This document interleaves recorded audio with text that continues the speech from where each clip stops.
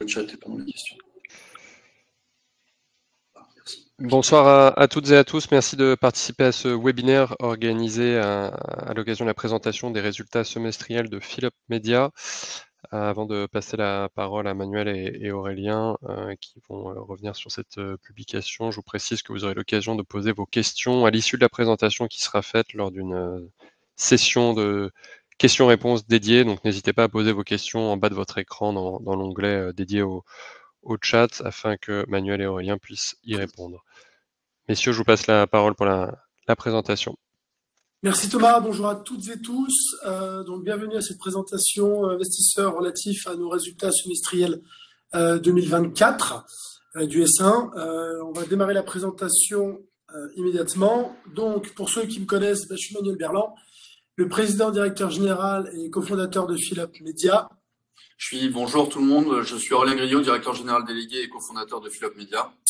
Dans les 4 cofondateurs qui nous accompagnent dans cette aventure, Julien Rabin, qui est directeur commercial, également cofondateur. Et Quentin Michetti, cofondateur et directeur technique aujourd'hui. Pour entrer dans le vif du sujet, on est leader français de l'affichage digital extérieur sonore sur distributeur de carburant. On réalise notre chiffre d'affaires par la vente d'espaces publicitaires durant un moment où les automobilistes sont effectivement captifs et donc totalement disponibles. Quand vous faites le plein de carburant, il n'y a rien d'autre à faire. Cette vente d'espaces publicitaires se fait auprès de différentes cibles, les acteurs locaux autour de la station, les acteurs régionaux et nationaux. On est caractérisé par une forte croissance depuis le début. On a d'ailleurs été distingué à plusieurs reprises parmi les 500 champions français de la croissance, notamment en 2024, pour la 5e fois consécutive. Et on a connu, notamment ces derniers temps et tout dernièrement, de nombreuses récompenses en termes de cadors pour tout ce qui est DOH et DigiLocal. Pour l'historique, c'est assez simple. On est né en 2011 avec une idée qui était un projet d'étudiant qu'on avait démarré en 2005. En 2011, on va voir Tokheim avec la volonté de leur dire « Construisez-nous des écrans qu'on pourrait venir visser à vos pompes ». Ces derniers nous répondent qu'effectivement, ils ont plutôt des écrans inclus directement dans les terminaux de paiement bancaire qui permettrait de connecter immédiatement la solution via un développement logiciel et de pouvoir exploiter directement ces écrans-là. Immédiatement, on réalise sur la première année d'activité 120 000 € de chiffre d'affaires en vendant ces espaces publicitaires à des acteurs locaux, régionaux et nationaux. Entre 2011 et 2015, on continue à se développer et à doubler le chiffre d'affaires quasiment chaque année. Et en 2015, on fait une première levée de fonds avec des entrepreneurs lyonnais pour déployer 30 stations à Jeep dès l'année suivante. On commence à exploiter ce réseau-là dans l'immédiat et puis par la suite, ça nous amène à rencontrer d'autres investisseurs dès 2017 avec la possibilité de déployer un contrat chez Carrefour pour déployer une centaine de stations. Donc ces entrepreneurs nous aident à la fois à subvenir à nos besoins pour Carrefour, mais également aux besoins pour Total qu'on déploiera en 2018. Entre 2007 et 2019, on constate qu'on passe de 700 000 € de chiffre d'affaires à 5 millions, donc une croissance très importante. S'en suivra l'année suivante, j'ai envie de dire finalement un certain succès durant l'année de Covid, car malgré 4 mois de fermeture de nos clients et des interdictions de travailler, on parvient à maintenir le chiffre d'affaires durant cette période très compliquée, ce qui est un fait unique et très très rare parmi les acteurs sur notre secteur d'activité. 2021, on continue à grossir en déployant effectivement notre offre auprès de grands réseaux GMS. On arrive à un total de 630 stations équipées, un chiffre d'affaires à 6,8 millions d'euros, et effectivement un certain nombre de collaborateurs et d'autres métriques que vous voyez en dessous. 2022, on décide à la fois de s'introduire en bourse pour structurer la société, gagner en crédibilité et avoir un accès permanent aux différentes ressources financières. Et durant cette année-là, on profite également pour mener une diversification de notre chiffre d'affaires en déployant notre offre au niveau des galeries commerciales via Immedia Center, qui est l'opérateur du groupe Auchan, InStore Media, qui est très présent au sein du groupe Leclerc. Et puis View, un partenariat avec la plateforme programmatique du groupe JC2Co. 2023, on poursuit sur notre croissance avec un rythme de croissance de l'ordre de 13%, qui nous porte en valeur à 8,3 millions d'euros de chiffre d'affaires. Une croissance en termes de chiffre d'affaires, mais également en termes de diffusion et de production. Notre réseau et notre business model, puisque ça va être l'occasion de le détailler maintenant, est assez simple. On propose aux GMS et aux pétroliers d'installer gracieusement nos écrans sur leur distributeur de carburant. En contrepartie, on va leur céder 25% du temps de parole, soit 3 fois 10 secondes. Et puis, pour ce qui est effectivement du reste, on va également leur proposer de leur reverser une quote-part du chiffre d'affaires qu'on va générer. En contrepartie, il y a plusieurs éléments qu'on leur demande. 75% du temps restant de la boucle publicitaire, c'est-à-dire 9 fois 10 secondes, va nous être dédié pour être vendu à une cible d'acteurs locaux, régionaux ou nationaux. On va leur réaliser les spots de leur boucle et la dernière contrepartie qu'on va leur demander, c'est globalement un contrat de 6 ans d'exploitation. 6 ans, c'est la moyenne, c'était le cas d'usage. En l'occurrence, dans le cadre du renouvellement du contrat Carrefour qui est intervenu en octobre 2023, on est sur un contrat de 9 ans. Et bien évidemment, on veut une exclusivité sur tout autre média dans la station-service. Vous voyez en dessous, je ne vais pas m'attarder plus longtemps là-dessus, notre croissance en termes de parc d'écran, puisqu'on a démarré avec Token, on a poursuivi avec Eni, on a enchaîné avec Total Carrefour, on a renouvelé Carrefour, ce qui est quand même un signe de crédibilité important. Et surtout, au-delà d'un renouvellement des 100 stations, on a été beaucoup plus loin en ayant la possibilité de déployer 250 stations supplémentaires qu'on a quasiment fini à l'heure où je vous parle. Et dans le même temps, en 2024, vous n'avez pas pu passer à côté de cette nouvelle, 300 stations Leclerc qui ont été effectivement acquises, avec la possibilité d'en avoir 100 supplémentaires car elles ont des écrans directement à l'intérieur des pompes. Et à l'heure où je vous parle, ces 300 stations Leclerc, on a démarré le déploiement. On a démarré le déploiement, en l'occurrence, le mardi 8 octobre à la station de Anglette, avec un déploiement qui va se poursuivre tout au long de l'année 2024, pour les quelques mois qui restent, et qui va s'achever à la fin du mois d'avril 2025. Les faits marquants et les résultats du premier semestre 2024, je vais passer la parole à Aurélien. Alors, dans les faits marquants, on a déjà beaucoup communiqué au moment de la publication du chiffre d'affaires. Le gros fait marquant, c'est l'équipe commerciale qui a été renouvelée et augmentée en termes de nombre de commerciaux pour accompagner notre croissance future. Forcément, on vient rajouter 550 nouvelles stations entre Leclerc et Carrefour, et donc il faut qu'on maille un peu mieux notre territoire qu'aujourd'hui en recrutant des commerciaux. Pourquoi on a changé d'équipe commerciale? Tout simplement, ça s'est fait naturellement. On a changé notre politique de rémunération en baissant en fait la part variable en fait que chaque commercial touchait sur le chiffre d'affaires, ce qui a entraîné un turnover à hauteur de 85%. On a continué à faire de la promotion interne. On a gardé les meilleurs qui sont passés managers, on a formé, on les a fait monter en compétences et on poursuit notre recrutement 2024 pour atteindre les 75 collaborateurs à avril 2025 et être pleinement opérationnel pour commercialiser le réseau Leclerc. On est 65 collaborateurs chez Philop Media aujourd'hui contre 56 à fin décembre 2023. Pour la fidélisation des installations au sein du réseau Carrefour, je vous en ai déjà dit quelques mots. Aujourd'hui, ce qu'il faut savoir, c'est qu'on a quasiment finalisé le déploiement à l'heure actuelle.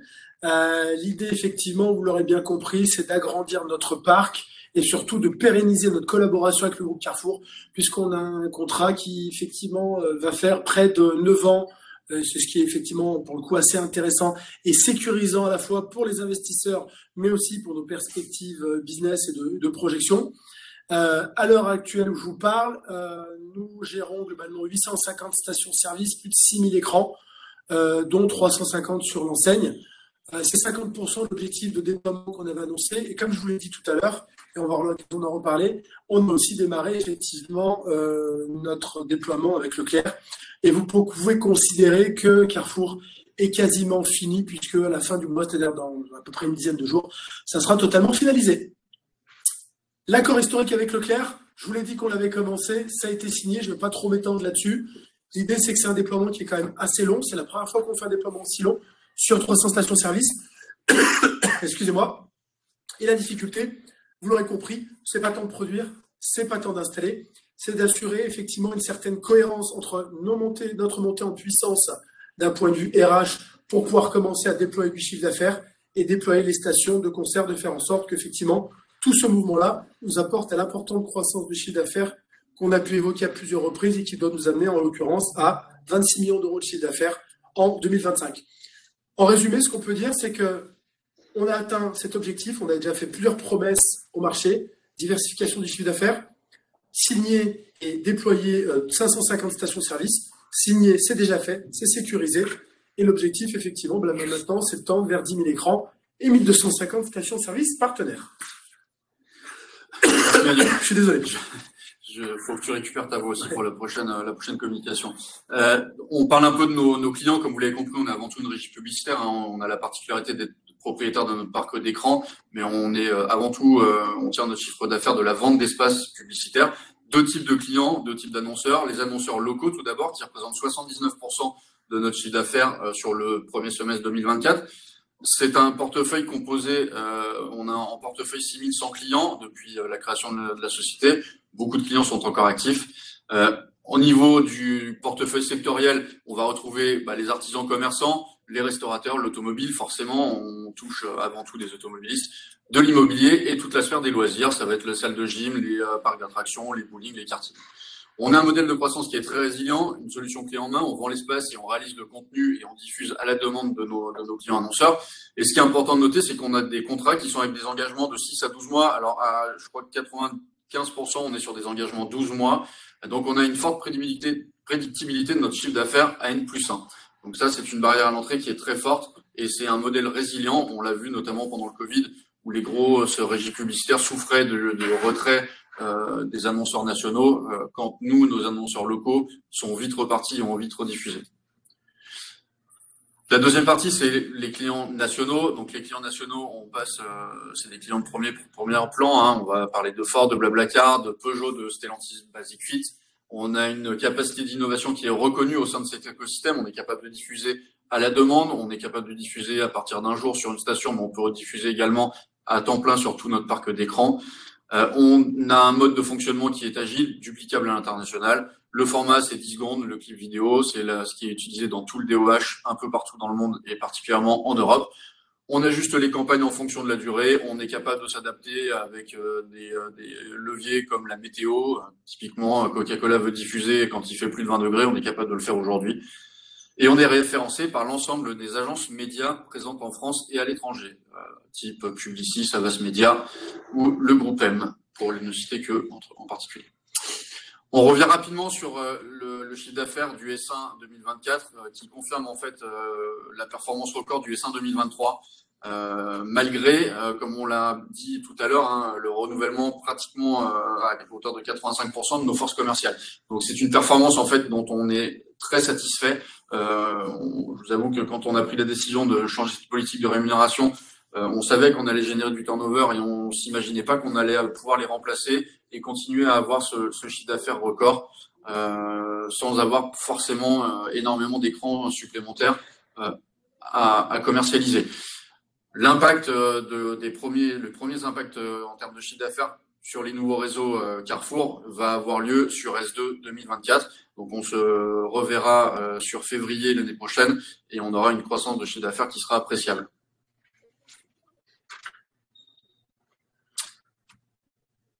Donc, aujourd'hui, ce qu'on peut dire effectivement, je te laisse t'attendre sur ce sujet. Je peux commencer, tu compléteras. Alors, pour cette fois-ci, on a décidé de vous présenter 3 semestres d'activité, le S1 2023, le S2 2023 et le S1 2024. Ce n'est pas qu'il y a le chiffre d'affaires en fait est linéaire, on n'a pas de saisonnalité dans notre chiffre d'affaires. C'est juste pour montrer en fait on revient sur des niveaux de chiffre d'affaires historiques qu'on avait pu rencontrer au S1 2023, hein, pour historique pour pas dire record, que le S2 2023 avait été marqué par une conjoncture assez difficile, qui avait montré un recul en fait du chiffre d'affaires, notamment des annonceurs nationaux.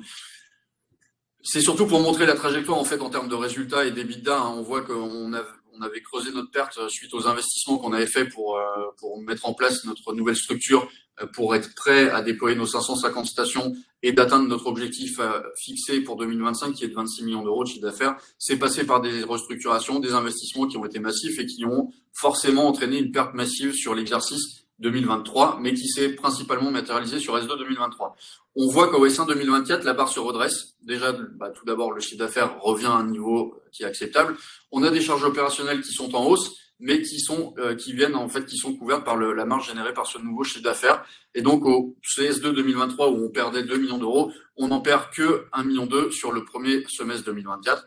Le S2 2024, comme je le disais, va montrer une croissance encore du chiffre d'affaires avec une stabilisation de nos marges et de notre rentabilité. Et donc, on devrait approcher de l'équilibre sur S2 2024 et donc continuer sur la lancée qui était de dire que nous allons diminuer fortement la perte de 2023 sur 2024. Point à noter sur la restructuration, parce que pour l'instant, on a eu beaucoup de coûts, mais on a quand même des avantages qui se ressortent de ces investissements. On a changé la rémunération, comme on le disait. On voit qu'on a 2,5% de chiffre d'affaires qui était reversé en plus sur les premiers semestres et le deuxième semestre de 2023, qui ne le sont plus. Donc en fait, on fait une économie sur les charges variables de 2,5% de notre chiffre d'affaires.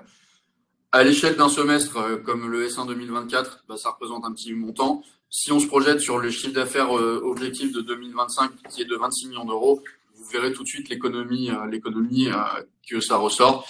Et donc ça justifie les 200 000 euros qu'on a mis en investissement sur le premier semestre 2024 pour recruter des nouveaux collaborateurs et former les collaborateurs qui sont montés. En d'autres points significatifs, on peut également parler de la hausse des charges financières de 100 000 euros par rapport à S1 2023 en raison des emprunts qui ont augmenté sur la période pour couvrir les besoins de CAPEX de Carrefour. Et je tiens à renforcer le propos d'Aurélien à la fois à travers ce qu'il vient de dire là et ce qui a été dit avant. C'est que globalement, il y a quelque chose quand même qui est intéressant, c'est qu'on maintient notre performance commerciale sur S1 malgré un changement en fait de quasiment l'intégralité de l'équipe commerciale, parce que ça concerne 15 personnes sur 18. 85%. Ouais. Voilà. Donc, quand on arrive finalement à reconduire le chiffre d'affaires, ça veut dire que la société est à la fois solide sur la qualité de son produit et la promesse qu'elle dessert à ses annonceurs. Ça signifie aujourd'hui aussi qu'on est une équipe qui est très forte et qui est en capacité aussi, globalement, de résister à des séismes qui sont quand même assez massifs. Faites le tour autour de vous de sociétés qui sont en capacité globalement de passer quasiment presque à l'as, j'ai envie de dire, 85% de leur force commerciale et toujours de maintenir un certain niveau de résultats avec une répartition de chiffre d'affaires toujours similaire. C'est-à-dire, c'est pas fait par 2-3 clients, mais en fait, globalement, par des centaines, voire des milliers de clients. Donc, c'est quelque chose qui doit quand même aussi, j'ai envie de dire, renforcer notre crédibilité sur nos marchés, notre capacité à avoir une certaine résilience, malgré un contexte économique qu'on peut reconnaître quand même assez morose, au moins sur S1. En termes de présentation au bilan au 30 juin 2024, je vais passer très rapidement. Il n'y a pas de changement significatif. J'ai plutôt présenté un tableau de flux de trésorerie pour vous expliquer les changements qu'il y a eu. Vous retrouverez le bilan complet en annexe de notre communiqué de presse que vous avez dû recevoir et qui va être retransmis, qui est parti à 17h45 ce soir. Je passe, si tu veux, Manuel, au tableau de flux de trésorerie. Donc, il y a un point significatif sur la présentation bilancielle, c'est que depuis le 1er janvier 2024, on a des informations nouvelles qui nous sont transmises par notre factor. Il faut savoir qu'aujourd'hui, on a un factor pour nos créances clients qui nous permet en fait de retraiter les écritures qui sont liées à ce contrat d'affacturage. C'est des informations que nous n'avions pas auparavant. Ils les ont mis en place cette année. Donc, globalement, ce qui en résulte, c'est qu'on a un reclassement qui est fait à partir du 1er janvier 2024 qui n'était pas fait au 31/12/2024. Concernant le factor, qui viennent en fait augmenter artificiellement le bilan de 1,4 million. En fait, on reclasse ce qui était en autre dette, on le reclasse en fait en moins de la trésorerie et des créances clients au bilan. Et donc du coup, ce qui fait que quand on voit une variation de BFR de 2,6 millions, en fait, elle n'est pas de 2,6 millions. Si on avait eu la même méthode de comptabilisation au 31/12/2023, on aurait eu une variation plutôt de 1,2 million de BFR sur l'exercice 2024. On voit qu'on a des flux d'investissement liés en fait au CAPEX de Carrefour qui commencent à être mis en place et qui sont couverts par des flux d'investissement qui sont les décaissements en fait des premiers crédits liés à ces investissements Carrefour. Voilà pour le plan de trésor. Emmanuel, si tu veux parler un peu de nos stratégies et perspectives. Voilà, pour conclure sur cette partie-là, je vous l'ai dit, on a finalisé ou quasiment finalisé les installations chez Carrefour. Le déploiement a démarré chez Leclerc. On confirme nos objectifs à horizon 2025, c'est-à-dire un CAGR du chiffre d'affaires de l'ordre de 40% entre 2021 et 2025. et un chiffre d'affaires de 26 millions d'euros avec une marge d'EBITDA retraitée supérieure à 35%. Pourquoi? Qu'est-ce qui fait qu'on est confiant? C'est qu'on poursuit nos efforts de recrutement, de structuration de la société, de montée en régime du chiffre d'affaires par rapport aux stations qui sont déjà déployées en fait chez Carrefour, et tout un tas d'efforts liés à la politique aussi de fidélisation, mais également de développement d'une nouvelle structure avec une entité régionale qui aura pour objectif d'adresser en fait tout un tas d'acteurs que nous n'adressons pas aujourd'hui. Ceci étant permis par l'avènement et le déploiement du réseau Carrefour et bien entendu Leclerc. Je vous remercie pour votre attention. Merci beaucoup. Nous sommes à votre écoute pour vos questions. Merci beaucoup, messieurs. On a une première question de la part de Thierry qui demande si vous avez des discussions avec Intermarché. Alors, pour faire assez simple, je ne peux pas vous révéler d'informations confidentielles qui ne seraient pas connues des tiers. Néanmoins, ce que je peux vous dire, c'est qu'à l'heure actuelle, nous discutons en fait avec l'intégralité du marché. C'est vrai que notre offre a pris, je dirais, une certaine forme d'attractivité, notamment en raison de la disparition du prospectus, où de plus en plus d'acteurs de la GMS qui cherchent à arrêter le prospectus parce que c'est quelque chose effectivement d'assez coûteux, d'assez polluant aussi, il faut vraiment effectivement le reconnaître. Et du coup, on devient de plus en plus présent dans les alternatives pour contrer la disparition du prospectus, puisque on fait partie intégrante du parcours d'achat retail, avec en plus l'avantage d'être présent dans la vie de millions de Français quasiment de manière quotidienne, puisque la station-service est un point de passage obligatoire en province pour aller travailler, même si on est multimodal, si on est à la fois voiture et transport en commun. C'est un élément essentiel de la vie des Français. Prospectus, hein, c'est le support papier qui est distribué par les grandes surfaces aux consommateurs. Une question de la part de Philippe qui demande comment vous allez financer votre future croissance par dette bancaire, par augmentation de capital. Alors, augmentation de capital, c'est pas prévu sur 2024-2025. En revanche, il y aura de la dette bancaire et peut-être des contrats obligataires. C'est en cours de discussion et de finalisation. D'accord. Je peux malheureusement pas en dire plus pour le moment. On a également une demande de précision sur le retraitement de la marge d'EBITDA. Est-ce que tu peux revenir, Aurélien, sur la définition d'EBITDA dite retraitée? Oui, tout à fait. En fait, on a une marge d'EBITDA classique en norme de comptabilité française. On voit que l'ensemble de nos tiers, de nos homologues, alors homologues, on va pas dire homologues, mais les grosses sociétés de notre secteur publient des comptes en IFRS. On n'est pas prêt de le faire, mais en revanche, on retraite dans notre EBITDA tout ce qui est en location financière et en liaison directe avec notre CAPEX. Donc la location financière qui est en notre achat et charges externes aujourd'hui en French GAAP, en fait, on vient retraiter ce montant-là de l'EBITDA pour présenter un EBITDA retraité. Dit retraité qui colle un peu plus à l'EBITDA que pourrait présenter des comptes IFRS. D'accord. Question de Loïc qui vous remercie pour la présentation et qui demande si vous avez l'intention de déployer des écrans interactifs qui permettraient à terme de récupérer des informations sur les automobilistes. Alors, sur les stations-service, pas grande utilité, parce que je rappelle que l'intérêt peut-être de récupérer des informations serait éventuellement de pouvoir personnaliser les contenus en fonction de données issues d'une plaque d'immatriculation. Techniquement, c'est les choses qui se font. Vous scannez une plaque, vous adaptez le contenu. L'inconvénient, c'est qu'on a une force aujourd'hui prépondérante qui est le fait d'avoir du son et qu'on ne peut pas désynchroniser l'ensemble des bornes sur une station. On a un petit plus un mécanisme de chaîne télé en station-service et que du coup, ça serait assez compliqué de faire ça. Sur les informations, aujourd'hui, on travaille avec un certain nombre de partenaires spécialistes de la data géolocalisée qui nous permettent d'avoir quand même beaucoup d'informations et c'est pas vraiment effectivement quelque chose de très très utile. Ensuite, pour la seconde partie de la station, est-ce qu'on discute avec des opérateurs de bornes de recharge électrique? Très honnêtement, oui, puisque c'est quelque chose qu'on avait promis effectivement en termes de pistes d'évolution naturelle post-2025. Donc, c'est quelque chose qu'on regarde avec attention, sachant que le business model pour nous est très différent et pas forcément dépendant de la pérennité de l'offre électrique, puisque notre projet est de remplacer d'ajouter à des stations électriques un totem prix de la recharge qui consisterait tout simplement à indiquer des informations liées à la distribution et d'avoir un écran qui, sur sa partie supérieure, diffuserait de la publicité, essentiellement sur des acteurs de l'électrique, mais des acteurs, j'ai envie de dire, sur de l'éco-rénovation, voilà, et qui aurait pour objectif de toucher l'ensemble du parking. Donc, c'est quelque chose auquel on réfléchit parce qu'il y a des opportunités qui se présenteront l'année prochaine pour des déploiements en 2026.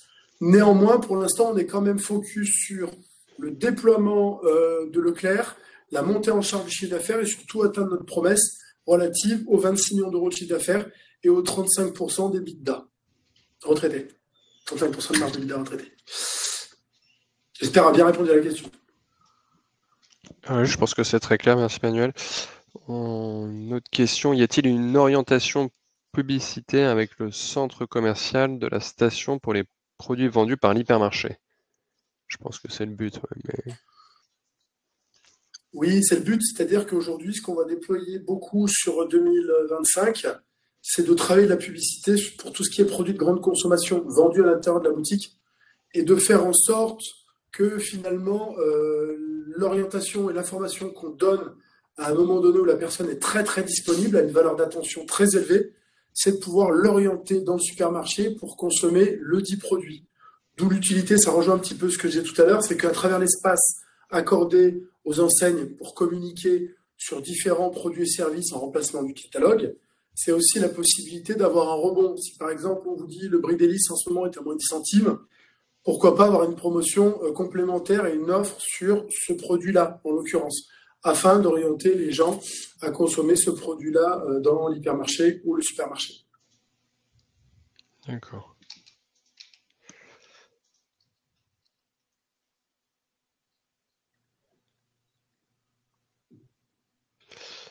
Est-ce que vous pouvez revenir sur les performances commerciales que vous aviez réalisées avec vos partenaires, les régies au sein des malls, les régies e-media center et in-store media, et est-ce qu'il faut s'attendre à une montée en puissance de ces partenariats?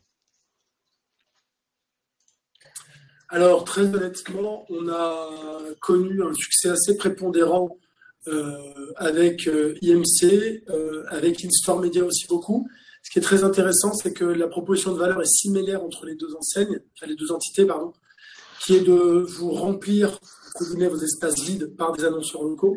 Ça marche plutôt très bien. Et ce qui est très rassurant aussi pour nous, c'est que ce métier-là, j'ai envie de dire, en complément, on a déjà vendu à des annonceurs de l'espace sur ces écrans-là en attendant l'arrivée des stations. Donc on a beaucoup d'annonceurs qui aujourd'hui nous disent quand est-ce que la station va être déployée, je veux réserver un espace pour être à la fois présent dans la station-service, mais également dans la galerie commerciale.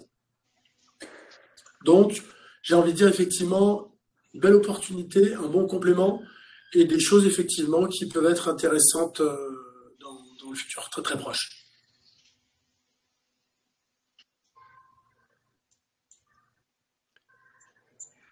Est-ce que vous communiquez le niveau de chiffre d'affaires qui est attendu grâce aux partenariats qui ont été conclus avec Carrefour et Conso Régie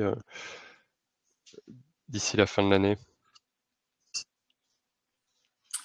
Non, très honnêtement, non, c'est pas le lieu ni l'objectif. On a des plans avec eux qui effectivement prévoient une montée en charge.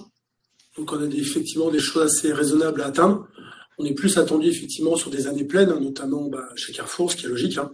Et on sera de la même manière attendu chez notre partenaire Leclerc. D'accord. On communiquera en fait toujours de manière permanente sur des chiffres d'affaires en fait globaux parce que c'est ce qui va intéresser les investisseurs et l'ensemble des partenaires qui nous entourent.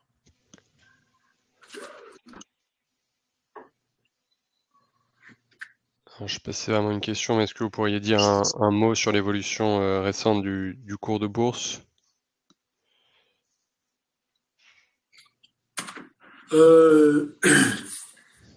C'est quelque chose effectivement pour le coup qui est un petit peu décorrélé de la réalité.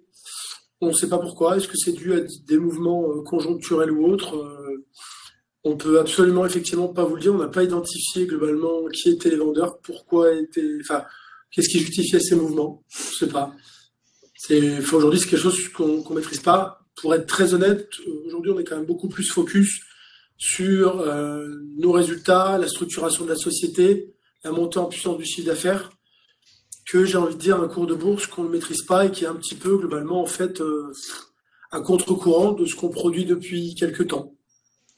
Donc aujourd'hui c'est remonté. Je ne saurais pas vous dire pourquoi non plus. Ce qui est assez intéressant, c'est que de plus en plus le volume monte depuis globalement quelques mois maintenant. On a un volume qui est plus intéressant. Ça montre aussi que globalement on a une notoriété qui se développe et on va dire qu'on va plutôt retenir ça. On espère effectivement, grâce à l'annonce de ces résultats, retrouver un cours dans les jours, semaines à venir qui serait plus effectivement logique par rapport à ce qu'on a connu il y a quelques semaines, qui est aux alentours de 6,50, 7 euros. Voilà. Très clair, merci beaucoup Manuel. Peut-être un mot sur les recrutements suite à la signature des récents partenariats. Est-ce que vous allez continuer à recruter au cours des prochains mois? On a besoin effectivement de recruter pour atteindre nos objectifs dès le début d'année. Donc on est en phase aujourd'hui avec le plan de recrutement. Il y a des recrutements qui sont encore prévus effectivement novembre, décembre, janvier, février, pour être effectivement aussi prêt à la seconde vague de notre besoin lié à la finalisation des installations chez Leclerc. Donc effectivement, on sait qu'on va être en augmentation en termes de recrutement sur les 4 à 5 mois à venir, ce qui va nous amener aussi à un changement interne de méthode, puisque cette taille va nous permettre aussi d'intégrer une responsable du recrutement qui sera placée sous le contrôle de la DRH, afin de subvenir à nos besoins croissants, puisque Philippe Media est une société qui, je dirais, à horizon de mars-avril 2025, comptera une centaine de collaborateurs. D'accord. Contre 65 à fin juin. Exactement, oui, tout à fait. Écoutez, je crois qu'on n'a pas d'autres questions pour ce soir. Très bien. Écoutez, merci à toutes et à tous pour votre participation. Et donc le prochain rendez-vous sera courant janvier pour la publication du chiffre d'affaires annuel, donc le chiffre d'affaires 2024 en début d'année prochaine. Pour conclure, je tiens à vous remercier toutes et tous d'être présents ce soir, pour la qualité de vos questions et de nos échanges en dehors de ce genre de format. Je vous invite également à tous nous suivre sur notre page LinkedIn, où globalement, de manière très très fréquente, on publie beaucoup d'actualités sur nos déploiements, sur nos performances commerciales, sur nos partenariats. Donc n'hésitez pas à suivre Philippe Media ou à suivre la page d'Aurélien ou de moi-même. Voilà. Merci, on vous souhaite une excellente soirée. Merci beaucoup, bonne soirée tout le monde. Merci, au revoir.